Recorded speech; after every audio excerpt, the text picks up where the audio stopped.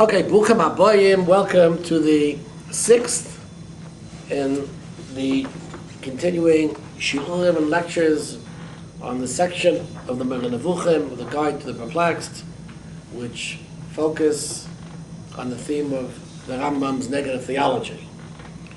Last time we spoke at length about the relationship of ontology and ethics, and we, from a reading of the Moreh Nevuchim in Perek Nun Dalet, chapter 54, we saw clearly that the Rambam understands that there is an ethical content that can be derived from an overall understanding of the natural reality and the interconnection between all aspects of the creation, and this actually constitutes that which HaKadosh Baruch Hu showed Moshe Rabbeinu during that fateful encounter at the end of Parshas Kisisa, after the Jewish people had worshipped the golden calf, the Egel Hazav, and Moshe Rabbeinu was pleading for their forgiveness, and after that Moshe Rabbeinu makes a plea for theological truth, and then after that for ontological truth. And we spoke at length about the relationship between ethics and but the ethics we're speaking about was the general ethics. In other words, the general principles, the Yud Gimel Midas of compassion and mercy, and these things can be derived from nature. Now, the fact is that the Rambam, on page 132 in the Schwartz edition, made note of the fact that we see clearly in nature, for example, in the case of an embryo which develops, we see that the development and the protection of the embryo against the forces, outside forces, is clearly an indication of something which we would associate in a person with an act of mercy and compassion, and that certainly illustrates, several of the Yud Gimel Midas Harachamim, which express this ethical content which is inherent in creation. Now, goes on the Rambam, and we're going to continue reading on page 133 in the Schwartz edition. Goes to the Rambam and says, once again, we're in the Schwartz edition, Perek Nun Dalet of Chelik Aleph, chapter 54 of the first volume of the Moreh Nevuchim, of which there are 3 volumes, on page 133 in the Schwartz edition.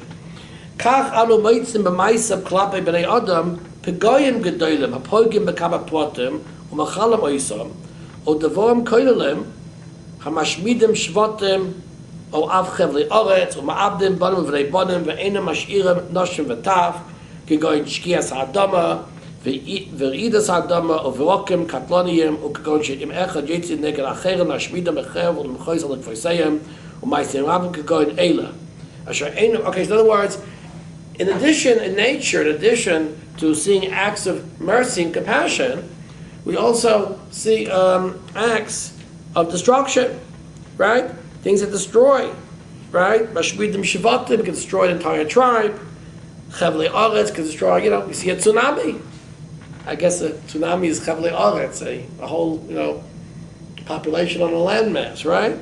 Uma'abidim banim v'nei banim, men and children are killed. In fact, actually, women and children are killed. Right? How could these things be natural disasters? Come on, shkias ha'adama. I don't know, I guess the land sinks. Is that quicksand? I don't know. Ridas ha'adama. There's an earthquake. Barakim, katlonim, you could have lightning, which is deadly lightning.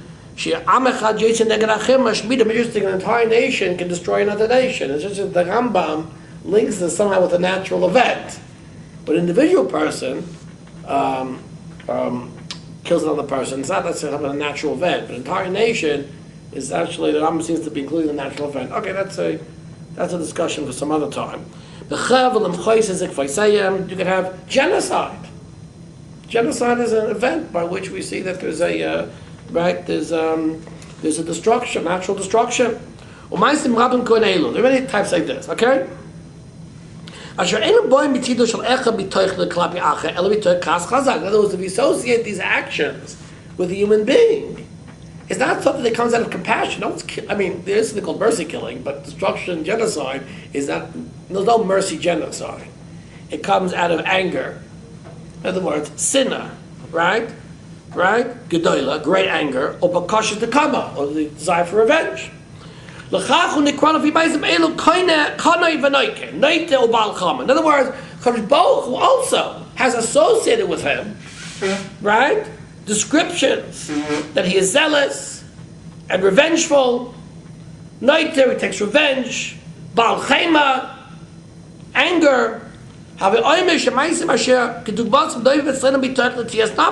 words, these acts of destruction which you see in the natural world, and the Kadosh Baruch Hu, actually, one of the Yugim Midas is Poikel Ovis Albonim. We'll see that the Kadosh Baruch Hu is also called, right, Noike, Loyanake.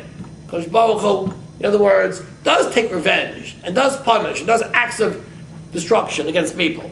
And these come, right, when a person does this, they originate in an emotion that's certainly associated with anger. That'll be kina, jealousy, nekama, revenge, sina amuka, a deep hatred, kas. Now, from a Kadosh Baruch Hu's point of view, these actions don't come from an emotion. The Kadosh Baruch Hu is not capable of emotion. That's a contradiction to Negative Theology. But rather it comes from punishment. It's not Kadosh Baruch Hu doesn't go wild. It's an act, right? It's not a emotional outburst, but rather it comes from punishment. Now we call chisor because it's very interesting. So what the Rambam is doing is, if we look at an act, a destructive act, as being a consequence of anger, an outburst of emotion, that's a chisaron. That's something which is that's something which is missing. That's something which is a liability for a person. Because we can't have a liability, but rather we can only associate these acts with the desire for punishment, which has as its goal a rectification of the world of society. Okay,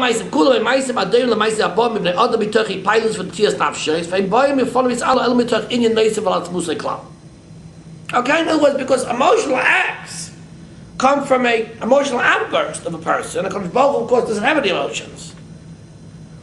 Now, okay, very, very good. So in other words, what we've seen is that the Rambam does recognize, and of course, these are one of the inconveniences, as we're going to see, Mitzvah Shem, and in addition to other descriptions of Kadosh Baruch Hu in the Torah, is that he is revengeful or vengeful, capable of punishment, of destruction, destructing children. Now, so in other words, not only in nature do we see a ethical content called ethical, meaning ethical content that comes from what we associate with compassion and mercy, we also see a content in nature which we associate with punishment and anger. Now, up till now, everything's more or less fine. Now comes the Rambam, though, and throws us a curve. Says the Rambam Rambam goes on a little bit of a tangent. Why am I saying it's a tangent? Because he himself calls it a tangent. On page 135, after the next 4 paragraphs, the Rambam says, we've actually gone off on a tangent from this chapter, page 135. So the Rambam is going to call all this a tangent. Now, what is the tangent? Says the Rambam, interesting. The Rambam says, it's fitting for the ruler of a state, if he's a Navi, if he's a prophet. By the way, we have a proof here that the Rambam held that you could still have prophets. The ruler is giving a little bit mussar. But in any case, the Rambam says, I'm just looking for over here the translation. I'm going to read the pinnas together with the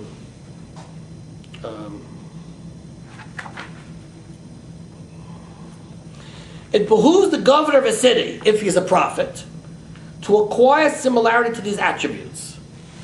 In other words, it's forbidding for the manik of a Medina, if he's a Navi, he's a prophet, in other words, he also has to imitate, right, the acts of God.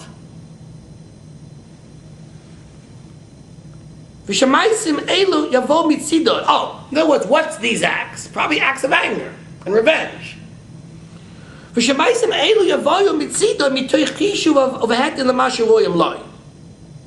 other words, these acts should come only mitoch chishuv.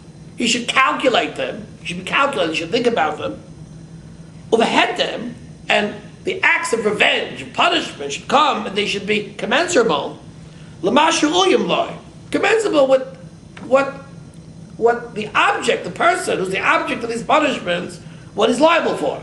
They should be commensurable with the crime. It shouldn't be an emotional outburst.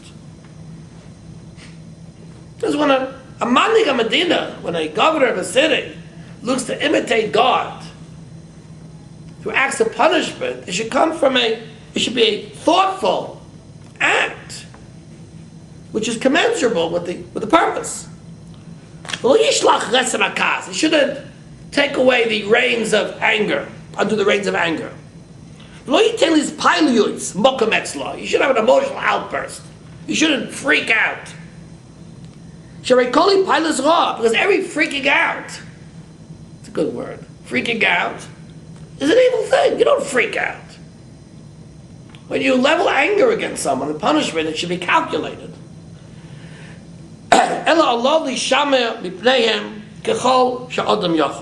Person has to be careful of emotional outbursts as much as possible. And therefore he will sometimes be compassionate and merciful towards several people.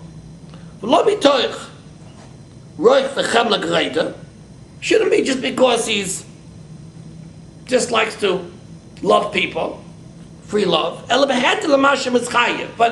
he has to be passionate to the degree to which it's required. Sometimes he has to be vengeful and angry.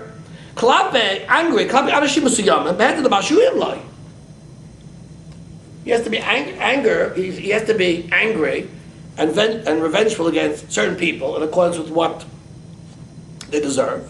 But let me tell you, not just because he's getting mad, he's blowing his top.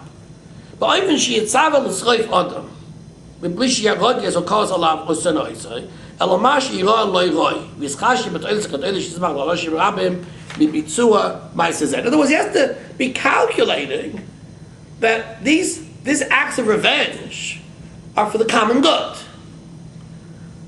Halotisbainen, says the Rambam, reflect upon what's written in the Torah. See what's written in the Torah. Kasher tziva lahashvi, when HaKadosh Baruch Hu gives the commandment to destroy the Shiva Amamim, the 7 nations in El Yisrael, and says, Lo yisachaya kol neshama, you should not leave anyone alive, supposed to destroy them. And it gives a reason. Immediately the Torah gives a reason. What's the reason? You shouldn't learn from their ways. It doesn't change the story, destroy them. I got angry at them. I blew my top. That's it.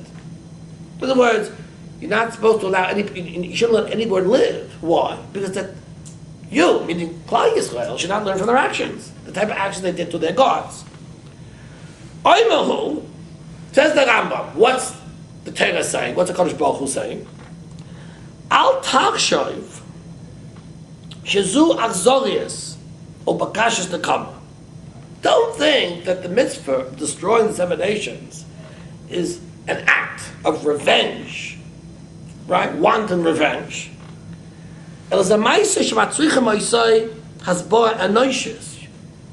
It requires a humane understanding, a humane explanation. In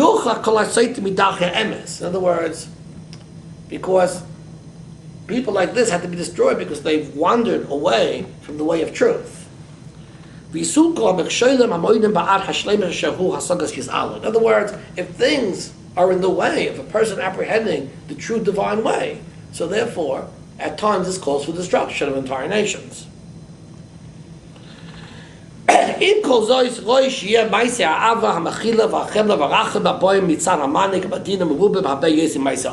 says the Rambam, your acts of compassion should be greater than your acts of punishment. Why? The Rambam brings a proof for the Shloshis Midas, the 13 attributes of mercy. All the midas are midas of rachamim. L'mayit achas. Excluding one, which says, Poikin over the Albana, because Baruch will kill the children because of the fathers. And the Rambam goes on and says, this is being b'davke b'an avodah zarah. Okay? And he brings Irani Dachas. In any case, now, I want to go back over this section, now that we've read and translated it, and to try to understand, there's one word that's bothering me in the entire thing. Why does the manik have to be a navi? Why does the Rambam have to be a navi? In other words, the Rambam is saying has to be a navi, which is very, very interesting. What's interesting? Let's go back over and see how the Rambam has written this chapter. He's spoken about the ethical concept of nature, the Shloshis Midas HaRachamim. I mean, all the Rachamim except for one. We find out later. And the Rambam spoke about the merciful content of nature. He spoke about, embryos that are nurtured and grow up and protected. Then when the Rambam gets to punishing, he says you have to think about when you punish a person. In other words, there are certainly midas of the Kadosh Baruch Hu, attributes of Kadosh Baruch Hu, which are vengeful and which we associate with anger. Says the Rambam, they have to be thoughtful. They can't be acts which come from emotional outbursts. They have to be very, very thoughtful. And you see that the Torah places an emphasis on the rational agenda which a person has to have when he mets out acts of vengeful anger. Yeah. Why does Rambam assume that a king has Bechira Chavshis? Lei Melachim B'Yad Hashem? Only the Rambam uses that. It's a Pasuk of Mishlei. However, your question is leading right up to what I want to say. It's clear what the Rambam says, that the governor or the king has to be a Navi. To apply compassion, you don't have to be a Navi. You don't have to be a prophet. It's very easy. Free love, you don't have to be a Navi. Where do you need Nevuah? When a person has to balance compassion with evil, with punishment, with anger. Okay? In other words, it's clear in the Rambam is that the ethical content of nature can be discovered with respect to specific attributes. But when to use the attributes, in other words, in a specific situation, should I apply the attribute of love and compassion, or should I apply the attribute of revenge and anger and genocide, right? The balance requires nevuah, requires prophecy. Now, I'm keeping your question, Rabbi Sedley, in mind, because all of this is coming to answer your question. Now, what's very, very interesting is, what else, where else in the Moreh Nevuchim, with what does the Rambam speak about balancing? I'm not speaking about now about the Moreh Nevuchim, where he speaks about the wound in the middle. Where in the Moreh Nevuchim does the Rambam seem to emphasize this act of balance? The Nevuah of Moshe Rabbeinu. I want to turn now to Chelik Beis in the Rambam, Perek Lamed Tes, in the Schwartz edition, which is on page 394. Now, first of all, you should know something. The section of Nevuah in the Moreh Nevuchim begins with chapter 32 on in section 2. That's page 373 in the Schwartz edition, and it continues until chapter 46, 47, That's a section on Nevuah, right? There's a section on creation. We spoke about that in a series of lectures last year. There's a section on negative theology. That's where we find ourselves this year. And there's a section on Nevuah. What's interesting in the section of Nevuah, the Rambam, the main interesting things in Nevuah and the Rambam, one interesting thing is the Rambam continually says in Nevuah, I'm not going to speak about Moshe Rabbeinu. He says that over and over and over again. I'm not going to speak about Moshe Rabbeinu, except this thing maybe. I'll speak about Moshe Rabbeinu. In fact, there's very, very little in the Moreh Nevuchim of Moshe Rabbeinu. Very little about Moshe Rabbeinu. Here a little bit, there a little bit. Chapter 54, he speaks about Moshe Rabbeinu more than in the chapter. The only other chapter where he speaks about Moshe Rabbeinu is in chapter 39. In chapter 39, beginning on page, which is interesting, the Rambam says in this section of Nevuah, a prophecy, I'm not going to speak about Moshe Rabbeinu. Then he goes about and speaks about Moshe Rabbeinu. Now, chapter 39, the Rambam really is just saying, how is Moshe Rabbeinu different from all the other Nevi'im? And the Rambam says, on page 395 of the Schwartz edition, in the second paragraph, Nevi'im, says the Rambam, are coming to proclaim ethics in the world. Avram Avinu, Chesed, the Nevi'im is going to do tzedakah. Avram Avinu is coming to proclaim ethics in the world, love, mercy. This is Parshas Lech Lecha. Chesed. Doesn't go to Din and Emes. Avram Avinu is coming to proclaim Chesed in the world, mercy. Now, what about Moshe Rabbeinu? Moshe Rabbeinu, says the Rambam, is different from all of the Nevi'im. All the Nevi'im, even after Moshe Rabbeinu, are giving Musa. They're wanting people to listen to Moshe Rabbeinu's prophecy. Okay? But what is Moshe Rabbeinu's prophecy? Says the Rambam,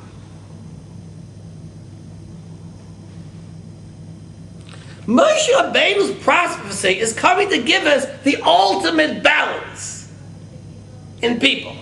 That's the Rambam says.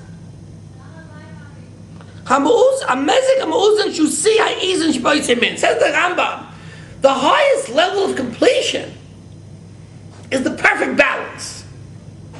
Moshe Rabbeinu's prophecy is designed to produce the maximal balance, which leads to greater perfection of person.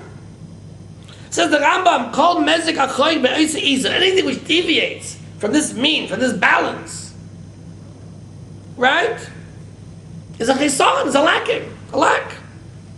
The Torah says, the Rambam quotes, Chukim u'mishpatim tzadikim, in Devarim. Yodeata, says the Rambam, you know, Tzadikim perusha muzadim, a tzadik means you're balanced. A tzadik is a person being balanced. Ki em avodah she'ein be'em torah v'agzama. A tzadik is not a person who goes out on a limb, like the Ziras. He's an ascetic.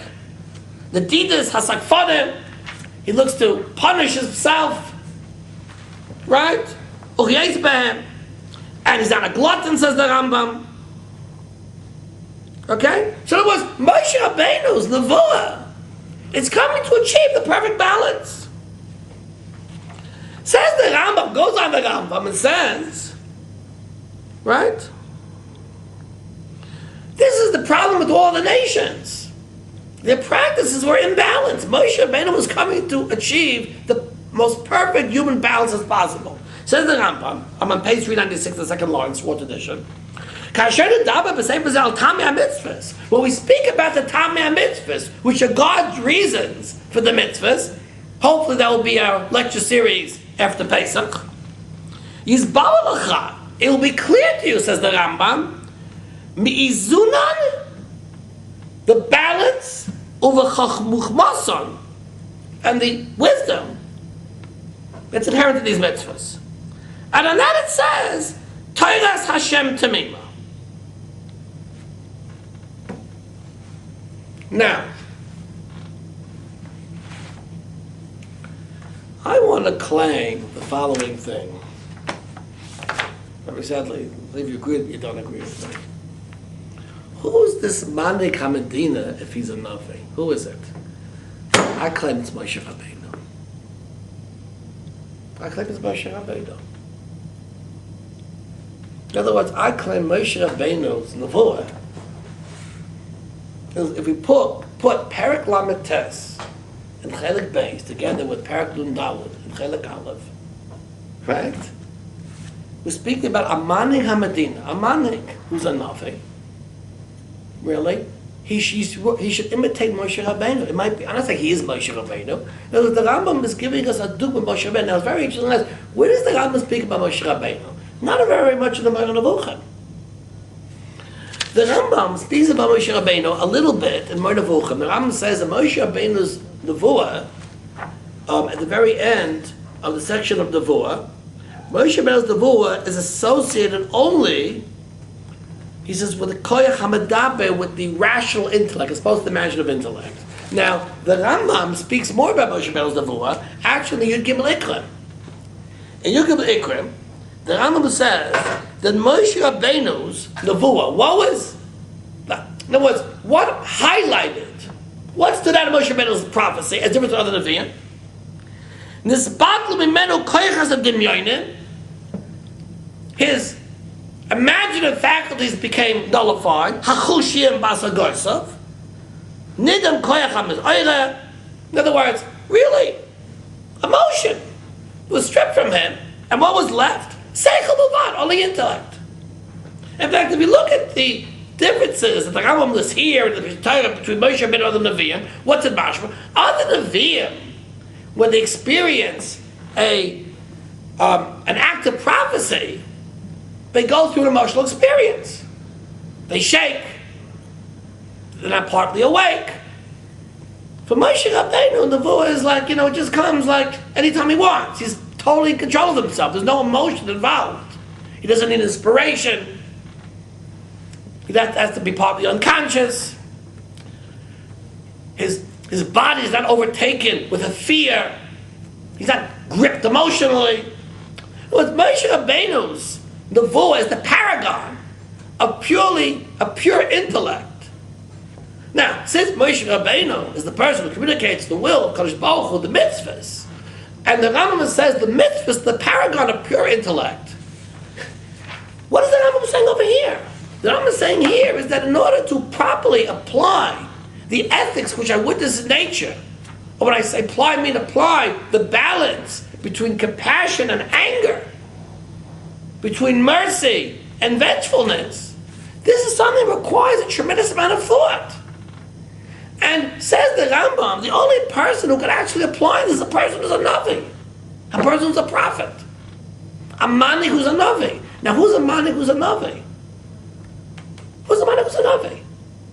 The Nevi'im were not Manhigin. They went around warning people. They weren't Manhigin. The only Manik... What? I know Shlomo was what? I don't know if he was officially a manhig. She was a woman. She can't be a according to the Rambam. She can't really be a manhig.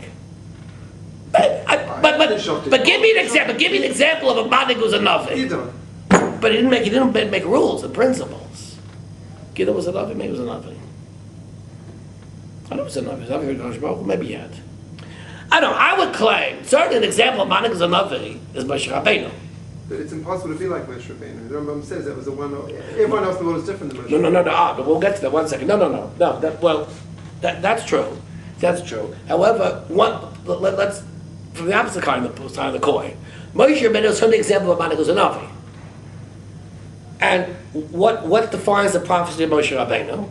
The fact that he's able to create the most excellent balance. In other words, any manik, but it's just like this. What the Rambam is saying is that in order to create a balance between compassion and vengefulness and anger requires prophecy. And the prime example of this balance is none other than Moshe Rabbeinu. Now, let me ask you a question. Where is the Rambam utilizing the notion of balance, the wisdom of balance? That's in the Tamei mitzvahs. I went to the mitzvahs from Moshe Rabbeinu.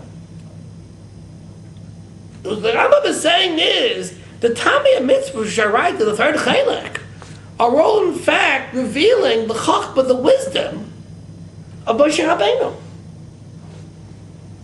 In any case, what I want to say is the following thing. where does prophecy come in? That was your question. Where does prophecy come in? In other words, if from nature I learn ethics, the ethical content, where does prophecy come in?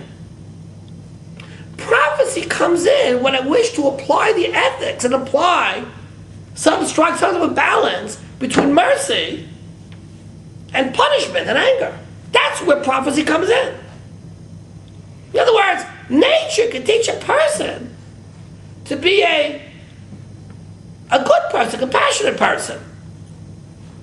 Nature doesn't teach me to be vengeful unless I know how to think through and how to measure when to be vengeful. How do I know to do that properly? Only when I'm a Navi, when I'm a prophet. So in other words, what I'm saying is that for sure,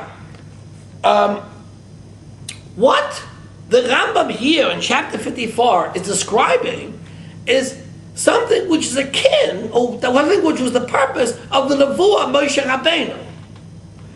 Moshe Rabbeinu was using his intellect in order to, as the Rambam says in Perek Lamed Tes, to achieve the ultimate mean in a person. Now the Rambam speaks about means either way, but it seems to me that this is also a mean. In other words, the Rambam understands that all of the mitzvahs represent the ultimate intellect, the ultimate wisdom in achieving a mean between extremes. And this requires nevuah, and this achieving of the penultimate mean, chukim mishpatim tzadikim, is what distinguishes Moshe Rabbeinu's nevuah from all other nevuah.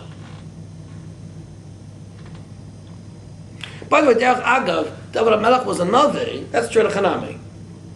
That's right, he was a Manik in Medina, but he applied, but of course the nevuah can't be that of Moshe Rabbeinu. But all I'm saying is that Moshe Rabbeinu's nevuah, I don't call it political, it's political. Because Moshe Rabbeinu's nevuah knows how to be manik, how to administer justice, where a person has to strike the perfect mean between compassion and between vengefulness. That's what I'm speaking about. Now, the question is, what does the Rambam say Moshe Rabbeinu favors explicitly? That's my question. In other words, it's interesting, the Rambam, according to what I'm saying, that the Rambam is actually being merames, the Rambam is actually alluding to Moshe Rabbeinu, or Nevuah ala Moshe Rabbeinu. Why doesn't the Rambam say it straight out, Moshe Rabbeinu? Say straight out, Moshe Rabbeinu. I mean, what? The Rambam waits for Perek Lamed Tes to tell me that Moshe Rabbeinu's nevuah was the wisdom of achieving the perfect means. Why not say it over here? And why couch it, according to what I'm saying? Why couch it in the language of, it's fitting that a manik of a Medina, if he's a Navi, should basically look for this, to strike the most intelligent and the most perfect means between mercy and vengefulness. Why doesn't I'm saying it out loud? Say it outright.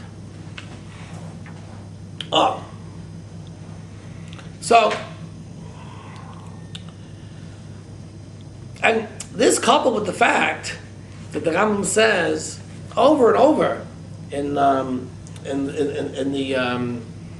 section on Nevuah and prophecy, he's not going to speak about the prophecy of Moshe Rabbeinu. So why does he speak there about the prophecy of Moshe Rabbeinu? It seems to me that the Rambam says, I'm not going to speak about it here, but I spoke about it there. Where does he speak about Moshe Rabbeinu? I think this chapter 54, it speaks more about Moshe Rabbeinu than any other chapter in the Moreh Nevuchim. Actually, the Moreh Nevuchim. Except the chapter 39 there, which is Moshe Rabbeinu with the Nevi'im. And then at the very end of chapter 45, he says, by the way, Derech Agav, Moshe Rabbeinu was Koyach HaDibur, which means the Nevuah only involves the rational intellect, not the imaginative intellect. Here, the Rambam here is speaking about the Nevuah of Moshe Rabbeinu. So what is he, in other words, he says it in different places. He leaves it up to imagination, to understanding what is the Seichel of Moshe Rabbeinu. So I want to claim I would claim the following thing. I just want to say, just before I say that the Rambam does say something very interesting in the Yisod HaShvi, in the Yud Gimel Ikrim. He says he intends really to write a whole book on this. He says these inyanim adakim ma'od, the very subtle. I'm reading from the Rambam now in the Yisod HaShvi, in which he speaks about that a person is required to believe in the special prophecy of Moshe Rabbeinu. I'm reading from Rabbi Shilat's translation. The very subtle, says the Rambam. They require a tremendous amount of expansion, of elaboration. Introductions, metaphors. We had to speak about the what? The malachim and the different levels. From a Kodesh Baruch Hu. We should avoid ha-nefesh, because I said we speak how to speak the nefesh and all of the powers of the nefesh. We yisrach v'magal adibo batzulas sheyuksun and neviim l'malachim. V'lo yaspik b'zeh inyan levad, it's not enough, says the Rambam. V'lo hayisi b'katzah b'tachas ha'kitzah dapim. I'm going to read it from some other place. In b'sefer perush hadrashos. Maybe I'm going to speak about the droshes, sheyalji lachaboy b'sefer nevuah, shechlitzi boy. I want to speak about the sefer of nevuah, or b'sefer perush ela yasoyda. So in other words, Rambam is going to write another sefer. Right? The sefer nevuah. What sefer nevuah? Sefer nevuah, the chayla, is the Moreh Nevuchim. The Moreh Nevuchim, the Rambam has a whole section of nevuah. The fact is that in the nevuah, section of nevuah, it doesn't speak about Moshe Rabbeinu. He's not going to speak about Moshe Rabbeinu. So where is it? Where is it? So I want to claim the following thing. If we look over here, we see something like this. We see like this. Like this. The Rambam is saying a manhig of Medina cannot be governed by emotion. He can't be governed by emotion. He has to be governed by pure intellect. Says the Rambam, when a Kodesh Baruch Hu punishes, when he acts with revenge, it's not out of blowing his top, freaking out. It's out of total thought. And a man in Medina should learn from this. Which Navi was stripped from emotion? Which Navi was stripped from emotion? Moshe Rabbeinu's Nevuah. Is that Nevuah? Is that prophecy? Which, as the Rambam says very clearly, is a prophecy which involves all the intellect. He was stripped, says the Rambam, of his koychas and demyonim v'achushim. In other words, he was stripped of his imagination. He was stripped of his emotions. There's no emotion in Moshe Rabbeinu's Nevuah. In other words, not only was Moshe Rabbeinu shown by a Kodesh Baruch Hu the world the way it is, and that's the ethical content in nature, but he was stripped of his emotions so that he was able to achieve the ultimate balance between the different and colliding and contradictory ethical ways of God, mercy on one side and anger and on the other side, to achieve the ultimate balance. That balance can only be achieved if a person is stripped of emotion and applies purely logical, intellectual principles before he acts. Now, why did the Rambam hide this? Why didn't he call it? In other words, why does it say Moshe Rabbeinu? I mean, he says it in Parak Lamatalos. Why did he hide it here too? Why is it so like a? He says he's going to speak about it. He's going to write another book about it. I mean, he doesn't do that. Why does he hide it? So I want to claim the following thing. You see, I think one explanation would be a very simple explanation.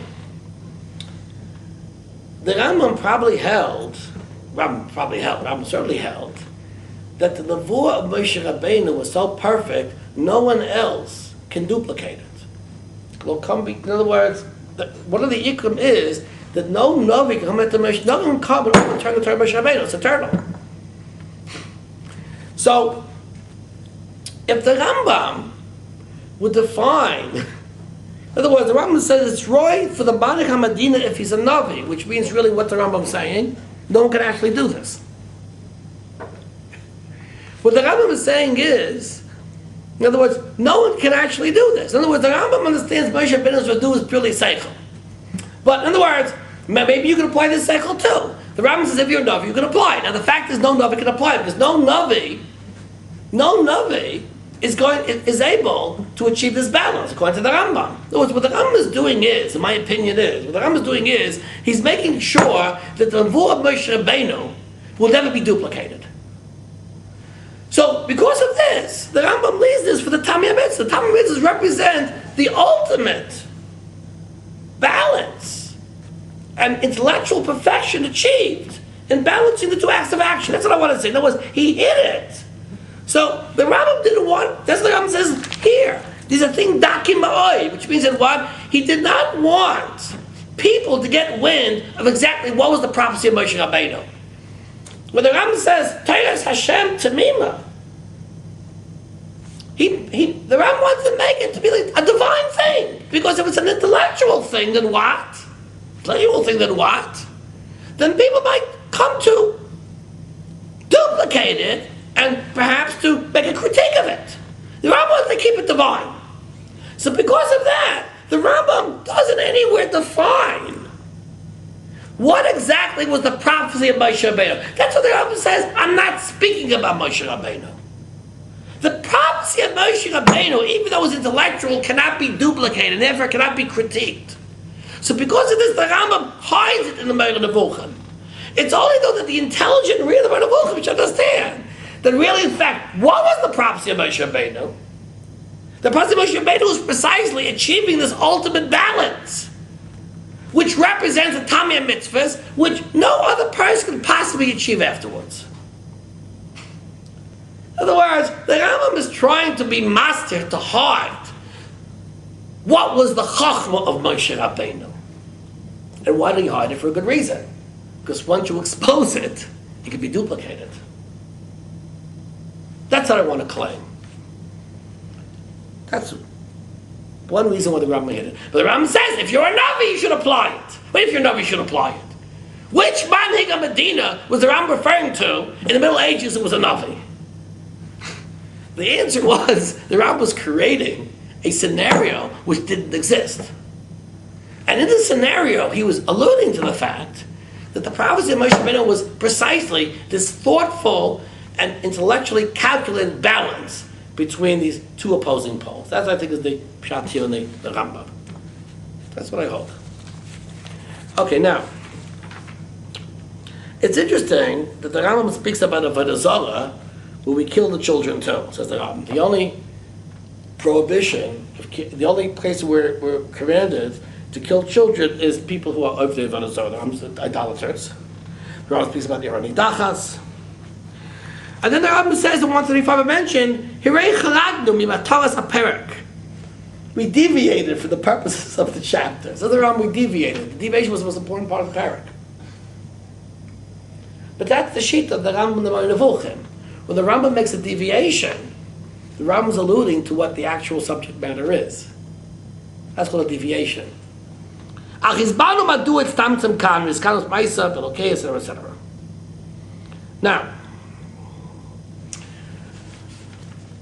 after this, the Rambam is going to go on to actually a deeper level. In other words, right now, what we've done is we've spoken about negative theology just from the standpoint of describing attributes of God. But now the Rambam is actually going to bring negative theology on a much higher level. He's going to understand it much, much deeper. In other words, there are concepts, in other words, what the Rambam has done in the program up to now is he's told us that we cannot assign to God any attributes we assign with physical attributes. But what about metaphysical attributes? What about metaphysical attributes? Can we assign to God metaphysical attributes? The next goals of the Rambam are to say that we cannot assign to God any metaphysical attributes. And that's the next sections of the Negative Theology. Now this has very important implications, because the fact is that Negative Theology is something which not only makes demands upon the otherness of God, but the otherness of God has to transcend not only physical descriptions, but metaphysical descriptions too, which is much deeper and much more subtle. Not only that too, in other words, this actually in fact goes on to defend Judaism from the competing theologies of Islam and Christianity, who, like Judaism, might have accepted negative theology from the standpoint of the denial of physical attributes, but might have accepted certain metaphysical attributes. In other words, what the Rambam has to do, he has to push negative theology, in history, to show that negative theology also applies to metaphysical attributes, which one might not prima facie understand to be, in other words, to violate the prohibition of idolatry. And that's what the Rambam is going to do in the coming chapters of negative theology.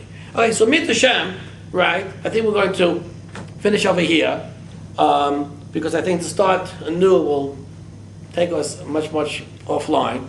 But what we're going to do is we're going to stop here. This is actually what I understand to be the chief messages of 54.